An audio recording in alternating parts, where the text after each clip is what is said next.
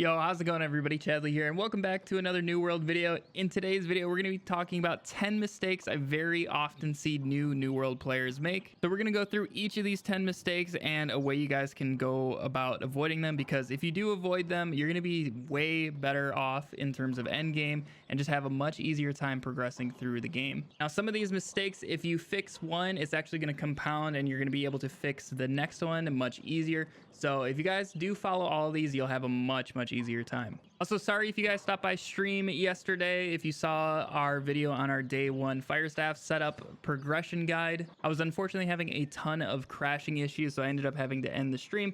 But I believe I have those all solved and we should be good to go. So I'll be streaming at the time of posting this video. So if you guys want to come hang out, ask me any questions, hopefully I'll see you over on Twitch. Without further ado, let's go ahead and jump right into these 10 mistakes. Now, the first mistake that I very often see players make is not taking advantage of the early game market. Pretty much they never use the trading post at all in any of the settlements.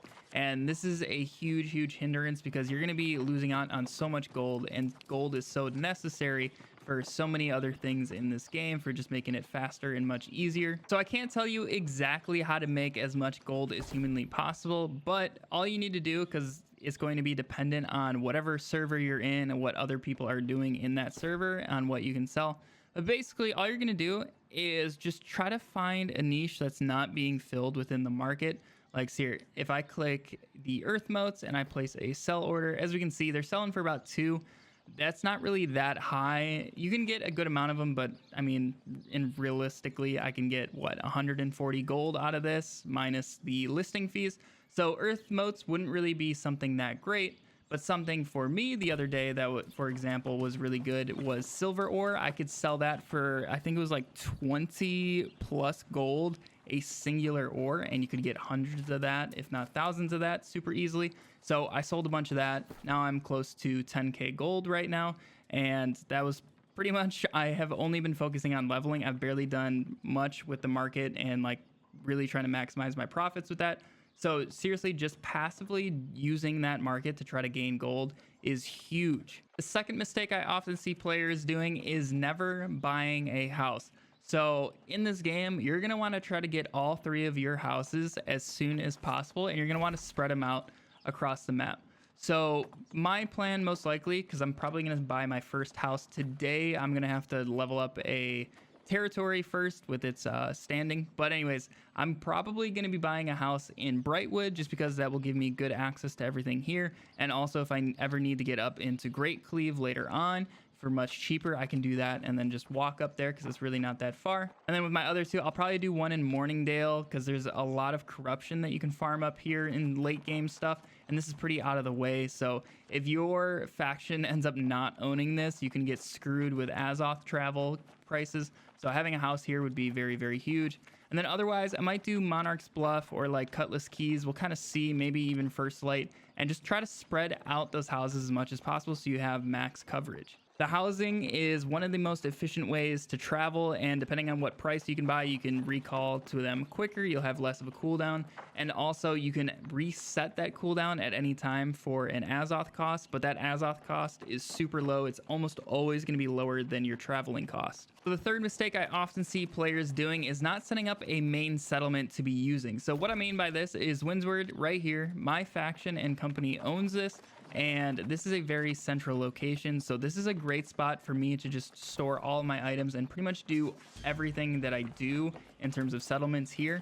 So all of my storage is here. So whenever I get territory standing, I'm probably going to be spending it in storage here just so I can continue to collect items for whatever I need. Because in this game, you can't really transfer items between your storage sheds. You can if your faction owns multiple areas. So like I can transfer my Windsward stuff over to Brightwood, but that would cost gold and that kind of stuff. So you don't really want to do that. You want to have just a central location.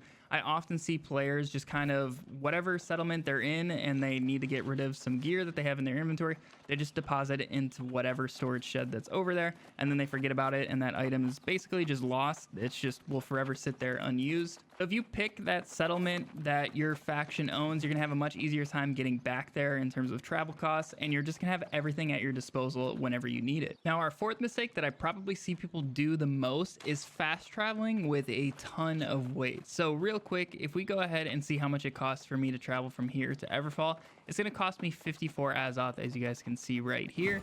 And if I go ahead and go into my storage locker and I take out 107 weights worth of materials and I go back and try to travel to Everfall, as you can see, it's almost doubled up to 98 Azoth. So you guys really need to be putting everything away, especially if you're about to travel. I really try to keep my inventory pretty much empty for the most part. This is about all you'll see in my inventory is a couple potions, maybe some backup weapons, things like that, and obviously like my quest items. That's about really it that's ever in my inventory. Everything else just stays in a storage shed. And as you guys can see why right there, you really need to keep those Azoth costs down, especially if you are traveling to a territory that your faction and company does not own. It's going to get very, very expensive quickly. Now, our fourth mistake is not picking up all available quests. I know it can kind of get overwhelming just to have a bunch of quests active, but you never know where these quests are going to end up being, and the more you have, the more likely that they're going to be grouped up. So what I mean by that is right here in like Cutlass Keys, I have just unlocked these, so I'm going to go over there a little bit later and pick those up.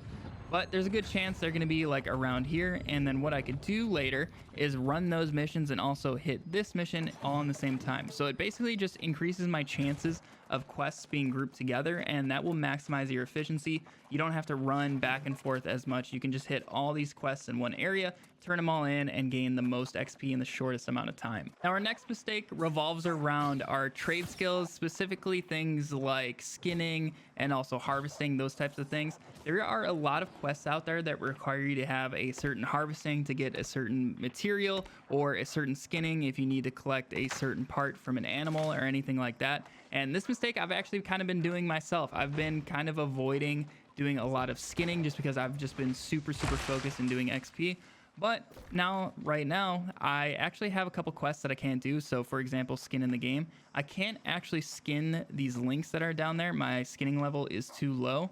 So if I would have just been, say, skinning wolves like this, as I'm running around, I probably would have had enough skinning to be able to do that mission while I was over there. But now I'm going to have to go ahead and rank up my skinning and waste time running back there to do that mission later. Now, our next mistake is going to be revolving around our gear. Now, a lot of players, I feel like, aren't really repairing their gear super often, especially in the early game. It is very easy to do.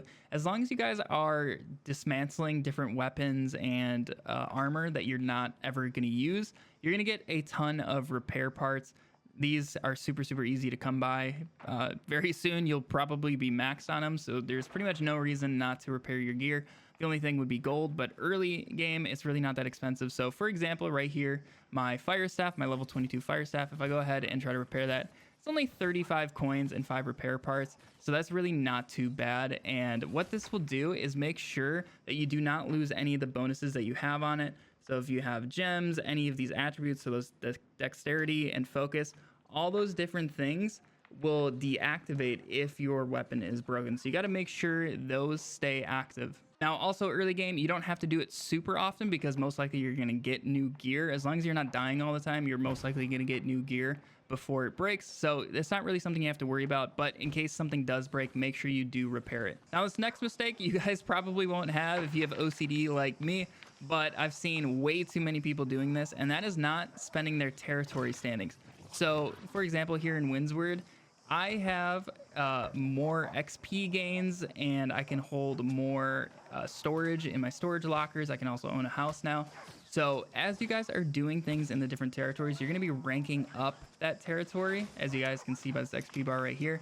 And you're going to be able to pick from different bonuses. And early game, you guys are going to want to be picking up the XP gains, because as much XP as you can gain in the little amount of time as possible is how you need to be playing this game. This game takes a very long time to level, so any little bit that you can get helps. Once you guys have picked up your XP gains, or like your territory standing XP gains, once you guys have those, you can start picking different things. It kind of depends what you use that area for. So for me, I'm always going to be picking up storage here in Windsward. But for example, maybe in like Weaver's Fen, I will do like harvesting speed, because there's a lot of oil over here and those take a long time to harvest. And I do harvest those fairly often once I'm there. So having that in, say, something in Weaver's Fen would be very helpful over there. Now we're almost to the end here. Our second to last mistake is people just not experimenting enough early. I've already experimented in the betas and things like that. But if you guys have not, make sure you're trying out all the different weapons and trying out all the different skills within it. So right now, even my fire staff is still level 9 and I can respec it for free. It is going to cost 0 Azoth. So if I want to try out some different skills, like I'm going to be trying out Incinerate here pretty soon before I level it up anymore, because I just want to test out the skill a little bit more. So I'm going to be doing that. I'm just going to be messing around with different skill trees and just playing around with it. That is the whole point of these respecs being free and then eventually costing Azoth. Or for example, with your attributes, they eventually start costing gold after level 20. It's not too expensive early on, but every level you go up, it's going to get more and more expensive. Now, our final mistake that I see people doing and they really need to fix is just not picking up the different fast travel locations around the map. So when you're playing this game, you guys should most likely be having an interactive map open, and you can filter it by different waypoints and things like that. So if you filter it by the fast travels, you'll know where all of them are. So if you see you're relatively close to them, so say I was walking over here in Monarch's Bluff and I didn't have this one, but I had my interactive map up, I'll just take like the 30 seconds to a minute just to walk over there and get this, because it's going to help you out later. I've had a bunch of missions over here and I've traveled to this fast travel location very, very often. So if I had never have gotten that, I'd be wasting way more time than that minute or two that it took me just to walk over there and unlock it. Same thing goes with up here. This one was another big one that I unlocked early on. I just kind of went out of my way and made sure to grab it. Yeah, guys, that is going to wrap it up for 10 mistakes that you need to stop doing here in New World. If you did learn something and found this video helpful, make sure you leave a thumbs up on it to let me know. It really does help me out. Also, consider subscribing. We got a ton more New World content on the way. Like I said at the start of the video, if you want to come hang out on Twitch, ask me any sort of questions like that, make sure you guys go down in the description, click on that link, and I'll see you over there. But anyways, hopefully you're enjoying New World, and I hope you all have a fantastic day, and I'll catch you in the next video. See ya.